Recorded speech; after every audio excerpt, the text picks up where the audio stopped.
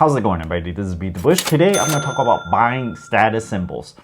Most of the time, I kind of shy away from that because it just costs too much money. In my very old Don't Buy, You Don't Need It series, I always talk about things that you should not buy, but it's not just so clear here because there are indeed sometimes advantages to holding status symbols like those things. And after going through the process of trying to figure out, okay, what are Rolexes? Which one may I potentially want? I went to a store and actually asked for one. Could I buy one? It turns out most of these luxury stores will play like a scarcity game with you. Being pretty frugal, you know, look at the watch I'm wearing right now. It's a Apple Watch Series 9. I didn't even upgrade it to a Series 10. This video is brought to you by Vessi. They make a line of waterproof shoes and outerwear using their Dymatex technology. The waterproofing is built directly into the knit with no use of harsh chemicals, no coatings, and no sprays. Thousands of nano-sized pores keeps water out while letting sweat and heat escape. If you travel long enough, eventually it's gonna rain. And even if you carry an umbrella, your feet sometimes get wet, leading to sometimes extreme discomfort. I think having a pair of waterproof shoes or sneakers is a game changer.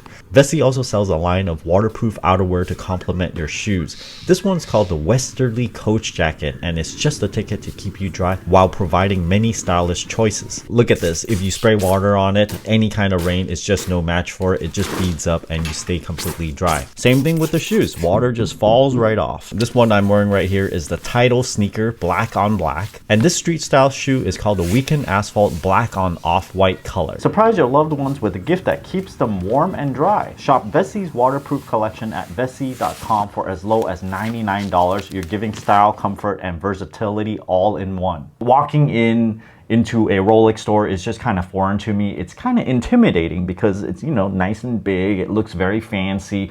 And, you know, a watch is like $10,000, $20,000, $70,000 and upwards. So I did a little bit of research online and, you know, kind of narrowed it down a little bit on which one I may want. They have a thing called a Datejust, which is like their classic one.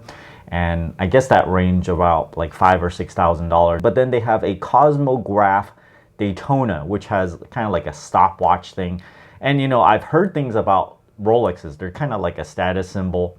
You have it to sort of represent that, oh yeah, you made it, you know, you have the funds.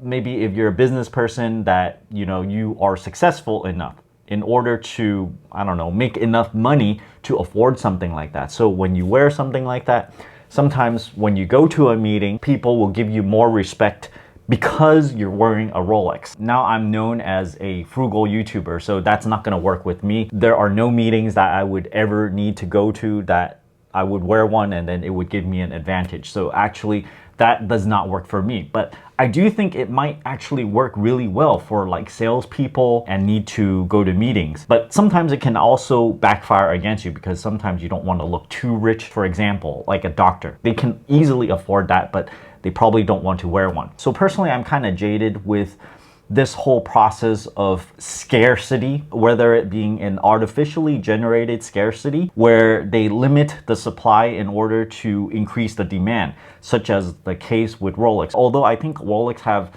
a hard time finding enough watchmakers to make enough of those products. I do think if they try hard enough, they can probably pump out more of it, but there's certainly so much demand for their watches because of their constrained supply that, you know, they're gonna sell as many of them that they actually produce. All these super well-known top luxury brands like Rolexes, Hermes, or like Ferrari, in order to buy a certain sought after model, you actually have to have a pre-existing relationship with them. So you have to be much more richer than being able to buy just one. So you have to like go in, be a regular customer. That's gonna be very expensive. You can't just keep on buying Rolexes, like couple of them every year. For example, the one that I was looking at, because I like the white face over here, it's the Cosmograph Daytona, and it retails for about $15,000. If you go on eBay, they actually sell these things for twice the amount,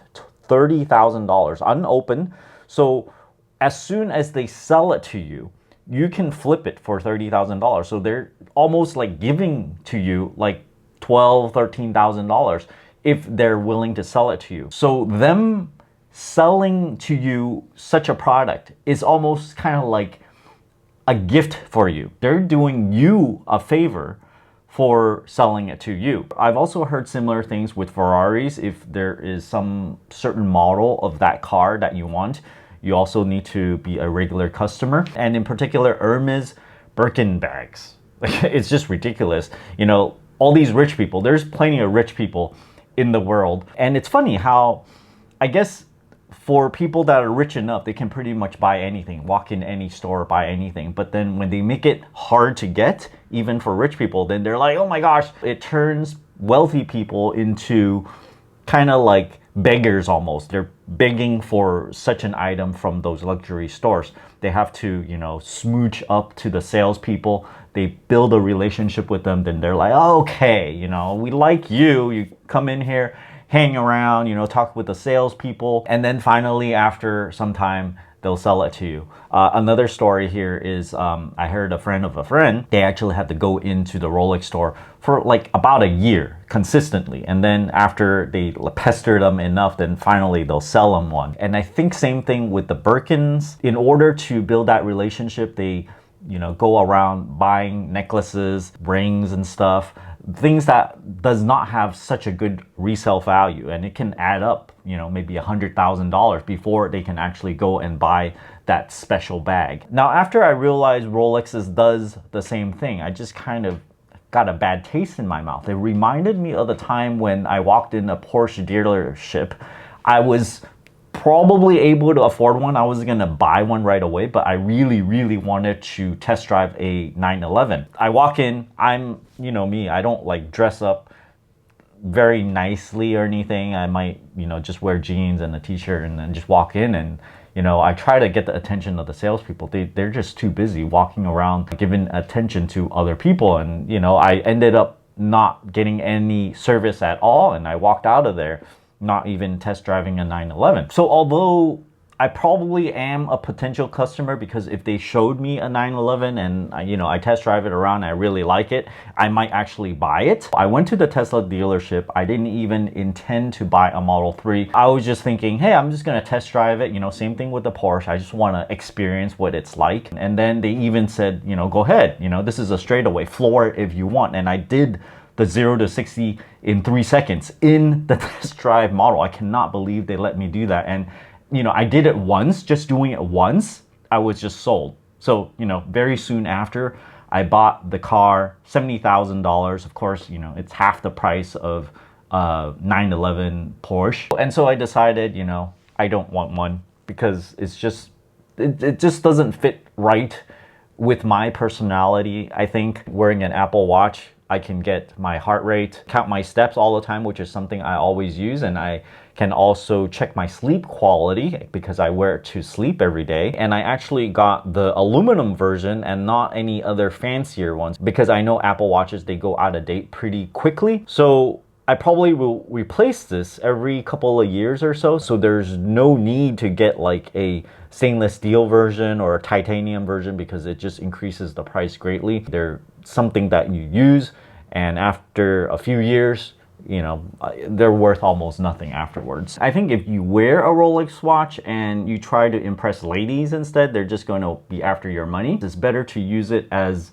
a business tool. It's a liability and you can get mugged for it if you carry around a very fancy handbag, you know, for girls, or maybe even a very fancy car. It's a liability also, because you can get in an accident and that very expensive thing could get ruined. Not to mention that the product itself is a huge dent in your finances. Although, you know, some might argue that a Rolex can keep value, a Birkin bag can keep value, a Ferrari can keep value very well. Keeping value might not be good enough, but considering that you have to build a relationship, you have to spend the time with the salespeople in order to buy that thing, it might not be worth it. Here I am at a Rolex store. They let me try on a Cosmograph. It's a gold and silver face one. So I walked in and I'm like, okay, can I just buy one of these? I like a Cosmograph.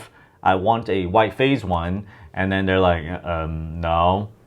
You know, the wait list is like 5 years. I came out empty-handed. I don't have one. And I would consider this more like a research thing. I've never stepped in the Rolex store before, and I'm glad to find out what the process is in order to get such a thing. Thanks for watching this video. I hope this gives you an idea if you ever want to buy a status symbol like that. I'm not completely against buying it as long as it would actually help you in your business. Maybe it can help you earn more than the value of the watch itself. But for many people, it probably is not worth it to buy and wear such a thing. There's a liability with it. It might just sit and collect dust in the closet. Thanks for watching this video. Hope you guys enjoyed it. Don't forget to give me a like and subscribe for more.